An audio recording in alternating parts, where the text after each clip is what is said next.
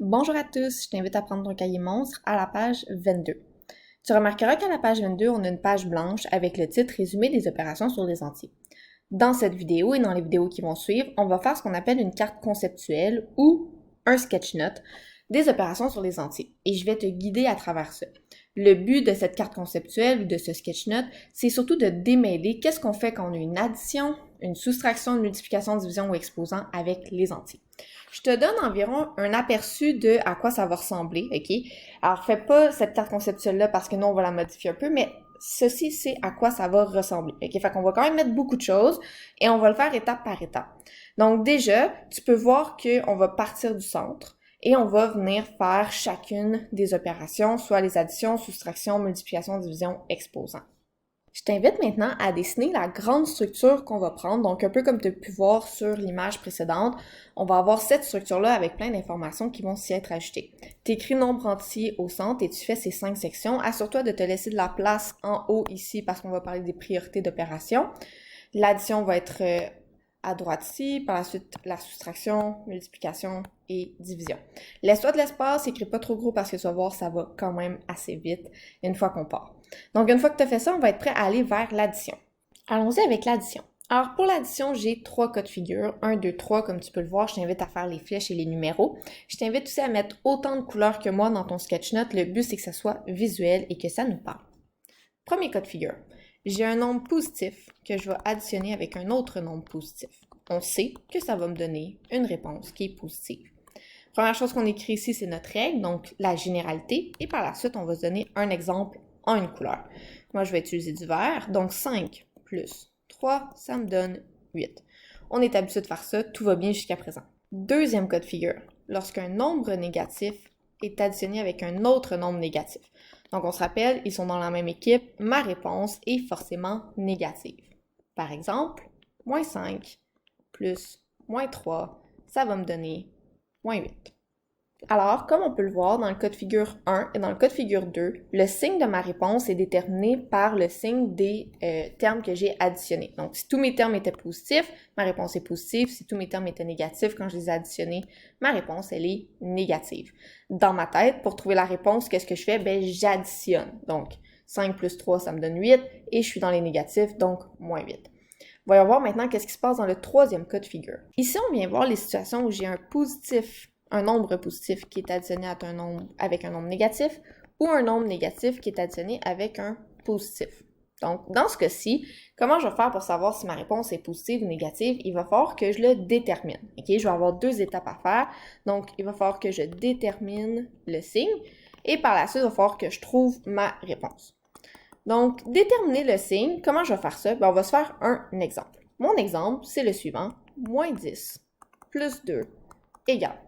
Avec le crayon orange, que je vais venir dessiner ici, là, on va dessiner qu'est-ce que je fais dans ma tête. Donc, pour déterminer le signe, ben, je dois déterminer le vainqueur du combat, on se rappelle. Le vainqueur du combat, c'est celui qui en a le plus. Donc, première étape, je trouve celui qui en a le plus, c'est moins 10. Fait que déterminer le signe, c'est ma première étape. Comment je le fais? Ben, je trouve le signe de celui qui en a le plus. Désolée d'écrire petit, je suis comme vraiment sur le coin de mon écran présentement. Alors, je détermine le signe de celui qui en a le plus. Ben, mon signe, c'est négatif. Donc, maintenant que je sais que c'est moins 10 qui gagne, je vais inscrire mon moins. J'ai pas terminé. Deuxième étape qu'il va falloir que je fasse, ben, il va falloir que je vienne trouver la valeur qui va à côté de mon moins. Pour faire ça, ben, je vais venir soustraire les deux termes dans ma tête. Donc, on se rappelle ce que j'écris en orange, c'est ce que je fais dans ma tête. Donc, 10 moins 2, ça donne 8. Ma réponse est donc moins 8. Donc, j'ai trouvé mon signe en premier temps, j'ai trouvé ma valeur en deuxième temps. Donc, ma deuxième étape, c'est de soustraire les deux termes. Donc, ça, c'est comment on fonctionne pour une addition. J'ai 3 cas de figure. Dans les deux premiers, c'est généralement un peu plus simple. Le dernier, c'est là que je dois déterminer mon signe et après ça, faire une soustraction pour trouver ma réponse. Maintenant qu'on a vu l'addition, on va venir voir comment on fait la soustraction. Donc, je vais venir zoomer sur ma soustraction. Mais là, comme on l'a vu en classe, On va pas vouloir faire des soustractions. On va pas vouloir travailler avec des soustractions. Ben, qu'est-ce que je vais faire? Je vais essayer de faire un petit shortcut, c'est-à-dire, ben, plutôt que d'essayer de comprendre c'est quoi les généralités des soustractions, parce qu'il n'y en a pas vraiment de généralité dans la soustraction, ben, je vais venir me simplifier la vie en me disant, ben, je sais que dans l'addition, il y a 3 cas de figure, c'est toujours les mêmes, c'est toujours les mêmes règles. Donc, on va venir transformer, oh wow, ma flèche, elle est magnifique, je recommence ça. Donc, on fait une petite flèche. On va venir transformer la soustraction en une addition de l'opposé. Fait qu'on s'écrit ça. Donc, on va venir transformer donc, la soustraction en une addition de l'opposé. Alors, je vais venir trouver une façon de venir travailler avec l'addition plutôt que de faire des soustractions. On va aller voir ça un peu plus précisément comment ça fonctionne. Pour travailler avec la soustraction, on a 2 façons de transformer la soustraction en une addition de l'opposé. Okay? Donc, je vais vraiment insister là-dessus. Là, la soustraction, c'est une addition de l'opposé. Puis je sais qu'on l'écrit plus haut, mais tu vas venir le réécrire là, parce que c'est ça qu'on fait. Il faut vraiment que je vienne enlever la soustraction parce qu'on va vraiment venir travailler avec notre addition ici. Alors, c'est quoi les cas de figure? Ben, dans le cas où j'ai juste une soustraction, donc j'ai un terme moins un autre terme, qu'est-ce que je vais venir faire? Ben, je vais venir transformer ça en une addition de l'opposé, ce qui revient à faire un plus-moins. Donc, un plus suivi d'un moins. On se donne un petit exemple ici. Si j'ai 10 moins 15, OK?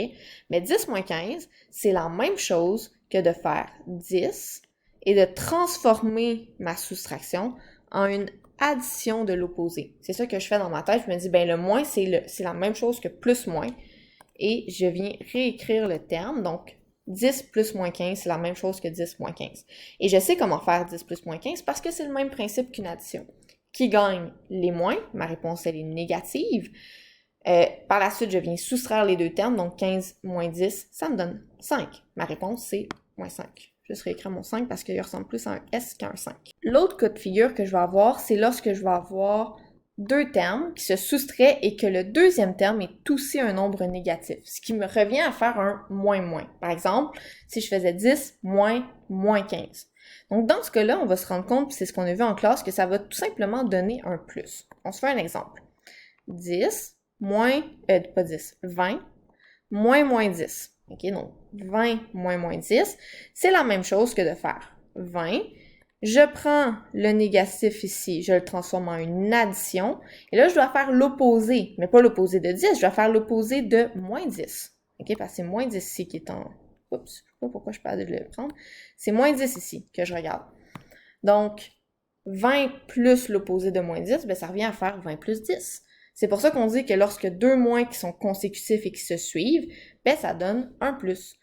20 plus 10, ça me donne 30. Je viens les additionner ici parce que je suis dans mon premier cas de figure de l'addition. Alors ça, c'est comment on fait la soustraction. Je vous rappelle, on prend un shortcut, on le transforme en une addition, soit que je transforme le moins en plus-moins ou 2 moins en plus. On a fait addition, soustraction, on va aller faire multiplication, division et rassurez-vous, ça va pas mal plus vite pour cette section-là. Dans le cas de la multiplication, comme dans le cas de la division, on a toujours 2 scénarios et ça revient à la règle des signes. C'est-à-dire, je regarde si les nombres que j'ai multipliés sont du même signe ou sont de signe contraire. S'ils sont du même signe, ça va toujours me donner quelque chose de positif. Okay? Quelque chose de positif fois quelque chose de positif, ça donne du positif. Par exemple, 5 fois 4, ça me donne 20. Et du négatif fois du négatif, ben en fait, ça va s'annuler. On a vu que 2 moins ensemble, ça s'annule et ça me donne du positif aussi. Donc, si j'ai moins 5 fois moins 4, ça me donne moins 20 ici. En termes de signe contraire, donc si j'ai un moins, un plus ou un plus et un moins, dans ce cas-là, je me retrouve toujours avec du négatif. Dès que j'ai un seul négatif dans mon opération, puis j'en ai pas 2, mon équation, en fait, ma réponse va être négative. 5 fois moins 4, ça va me donner moins 20. Et moins 5 fois 4, ça va me donner aussi moins 20. Alors, la règle des signes me dit, même signe, ça me donne quelque chose de positif dans tous les cas. Signe contraire, ça me donne un nombre négatif dans tous les cas. Et tu comprendras que ce qu'on a fait pour la multiplication s'applique de la même façon à la division. Alors, si je divise un positif avec un positif, ça me donne du positif. Si je divise un négatif avec du négatif, ça me donne du négatif. Si je divise par contre des nombres qui ont des signes contraires, je divise un nombre positif par un négatif ou le contraire, je vais obtenir toujours du négatif. Alors, prends le temps de faire pause, de t'écrire cet exemple-là parce que c'est la même chose que la multiplication, juste avec des nombres différents. Une fois que tu as fini ça, on a fait la plus grande partie de notre carte conceptuelle. Félicitations! Alors, pourquoi j'insiste juste sur ces deux-là aujourd'hui et non que je fais pas les exposants et les chaînes d'opérations, c'est que on a tendance à mélanger ces deux parties de la carte et c'est vraiment pour ça que je les ai mis en opposition, que les additions et soustractions sont d'un côté, multiplication, division de l'autre côté. Les erreurs qu'on va voir, c'est souvent que les élèves vont appliquer l'algorithme de la multiplication à l'addition parce que souvent l'algorithme de la multiplication, c'est beaucoup plus simple à comprendre de manière générale. Donc, juste s'assurer que quand on fait l'addition, on suit les 3 cas de figure qu'on a vu ici, même chose pour la soustraction, et que quand on fait multiplication-division, on fait la règle des signes, mais ça s'applique seulement pour ça. Donc, deux façons de faire différentes, juste nous assurer qu'on ne les mélange pas. Bon travail et on se revoit dans une prochaine vidéo.